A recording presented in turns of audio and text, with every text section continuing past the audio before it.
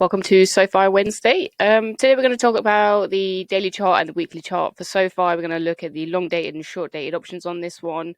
We'll talk a little bit about my price targets, my ads and trims, what I'm going to do long term with it. And also we'll touch on a little bit of SOFI news that's out recently and a quick look at the general market overview. So that'll be the economic data yesterday and what's coming out today. Okay, we've had earnings and we've had the massive dump on price. Had a lot of people asking me about this, why I'm still super bullish on them. Price does not dictate the value of a company. Just want to remind everyone of that. And the numbers they put out on earnings were phenomenal. It was the 17th consecutive quarter of record-breaking revenue. We'll look at the charts later on from the earnings slide as well. Um, it was just a really good quarter all round. There was a couple of sticking points. Tech still not doing quite as well as people think it should, given that they're trying not to be just a bank. But I think that's to come. And I think a lot of people were disappointed that they didn't mention the top five bank that they're working with in regards to that. But I wasn't expecting that till 2025 anyway. So we'll just have to wait and see. But looking at the chart, we've got this squiggle that I drew, what my expectation of price movement would be. You can see we've clearly shot way past that on earnings to the downside, even though I initially thought it was going to be a good pop up. I think they were up about 10% pre-market, and it just pooped the bed a little bit there. But it's kind of moved back to the track I was expecting it to take. Now, the reason I sold a lot in this chunk here, price has moved up very aggressively on this one from its low to the high there. That was an 85% move with change in probably 56 bars. That is a very large move for this stock to make in a small time frame. So the expectation for a pullback should have been anticipated.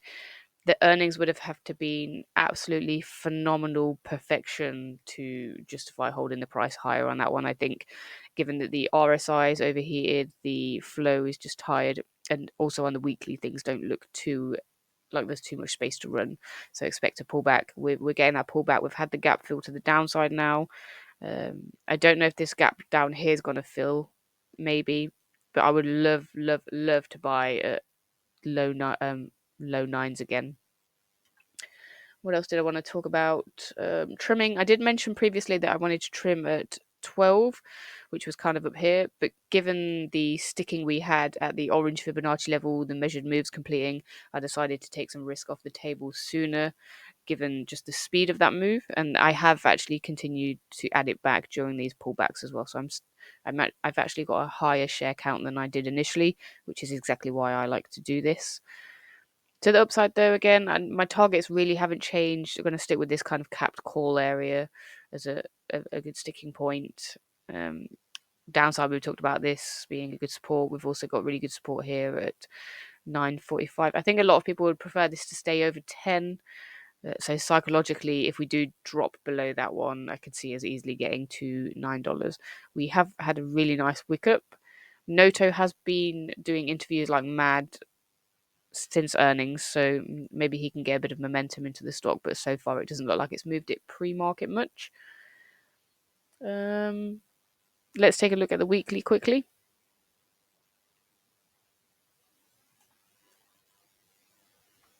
Again, we always talk about SoFi loving to complete its measured moves, and it has completed its measured move now, so we're waiting for a new pattern to develop. It wouldn't surprise me if we had another bull flag, but getting slightly flatter again, just chopping crossways here as well. But RSI is high, golden cross is kind of spreading out, and flow looks like it wants to roll over. So even the weekly looks tired. Okay, so open options on this one. I'm not sure I totally trust these numbers today because there was a bug when I logged in and I've had to set it to the 3 monthlies chart to show the daily numbers.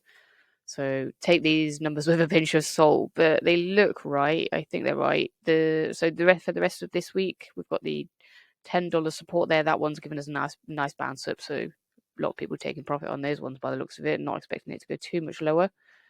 And $12 is the resistance there as well. So that one's picked that one out quite nicely. I don't like those lines on there. I'll take those off.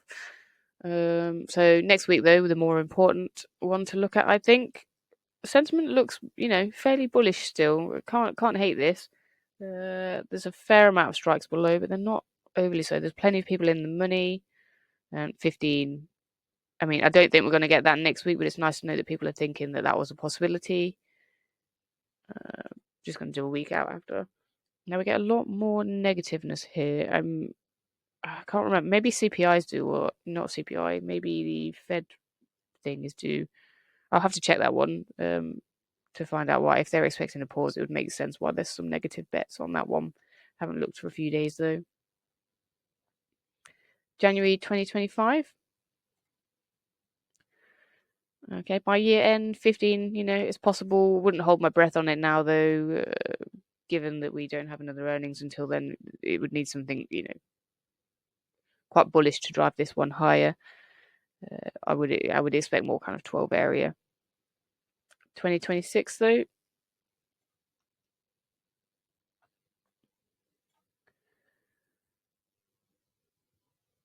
Fairly even spread, quite a large expected move, but below us, I don't see any of these ones hitting unless the bank collapses, which I would think is quite unlikely.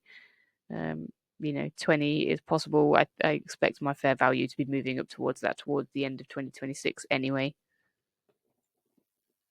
Moving on to SOFI related news, and I'm not going to go too much into the earnings data. We're going to do a whole post on that on my website at thecraftytrader.com. I'll let you know when it's out. But I did want to talk about something a lot of people didn't really mention.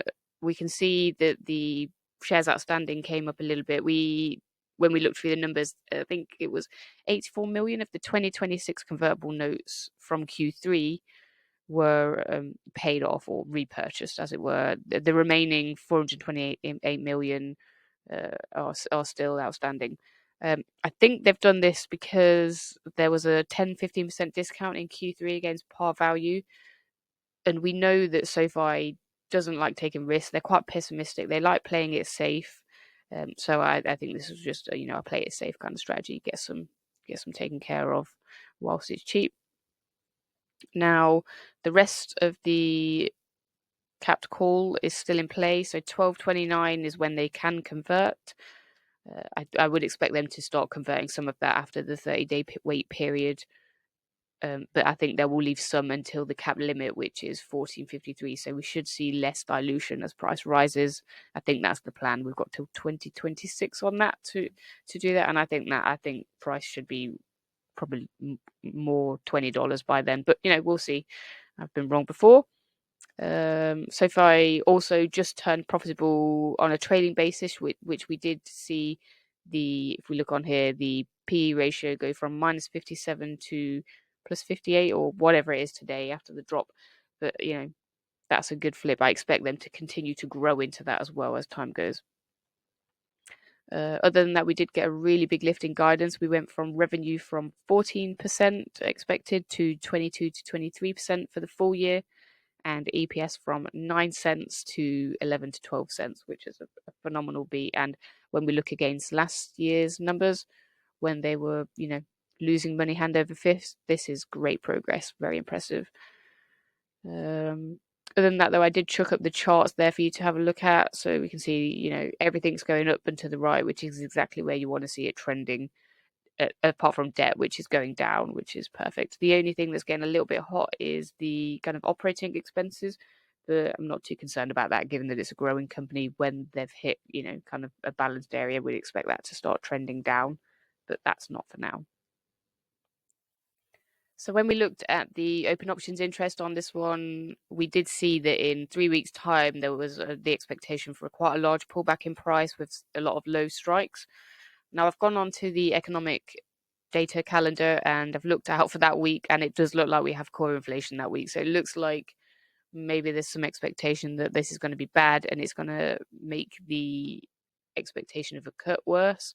I don't necessarily think that's the case, but we'll wait and see.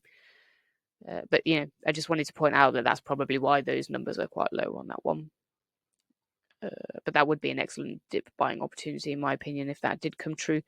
So let's take a look at today's data that we've got coming out. More mortgage data. Again, not expecting anything great here. Mortgage rates gone up. Shock.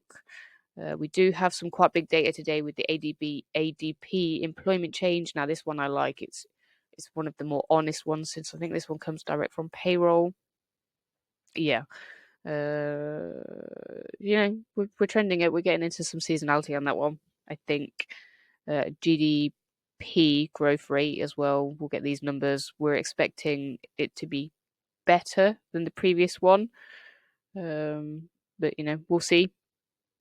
The data's not out yet. It doesn't come out until, well, we've got about another hour on that one, so we'll have to wait and see or comment on that in tomorrow's video. Other than that, though, EIA don't really do anything with. Bloody rubbish. Let's have a look what was out yesterday, as I don't know if I commented on it. No, I did. I commented on this in the Tesla video. That's a wrap. Hope you like this. I've been trying to make the videos shorter, more concise, get the information out a little bit faster. Tell me if you like it. Tell me if you don't. But share this regardless, and subscribe to the channel. And I'll see you tomorrow for tomorrow's update for PayPal.